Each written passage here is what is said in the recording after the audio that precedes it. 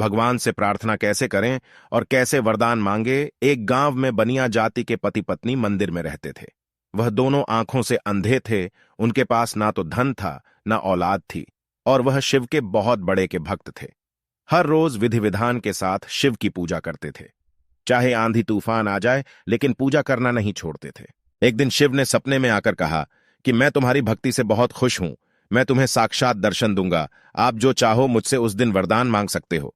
अब दोनों पति पत्नी ने यह बात आपस में एक दूसरे को बताई तो दोनों इस सोच में पड़ गए, हमारे पास ना तो आंखें हैं, ना औलाद है, ना धन है, और हमें इन तीनों की जरूरत है। उसकी पत्नी ने कहा, अब किस तरह से भगवान से वरदान मांगा जाए। कुछ दिन के बाद आखिरकार वो दिन आ ही गया जब शिव ने साक्षात दर्शन दिए और वर मांगने को कहा। मैं तुम दोनों की भक्ति से बहुत खुश हूं और आज आप जो चाहे मुझसे वरदान मांग सकते हो। पति पत्नी ने दोनों हाथ जोड़कर शिव से बोले, वैसे तो हम दोनों इस जिंदगी में भी खुश हैं, और अगर आप हमें वरदान देना ही चाहते हो तो हम दोनों अपने पुत्र को सोने के थाल में खाना खाते हुए देखना चाहते हैं। एक ही बार में शिव से तीनों वरदान मांग लिए और शिव का वरदान उनको देना पड़ा। उनकी तीनों इच्छाएं एक साथ पूरी हो गईं। धन, पुत्र और आंखें तीनों ही एक साथ मिल गईं।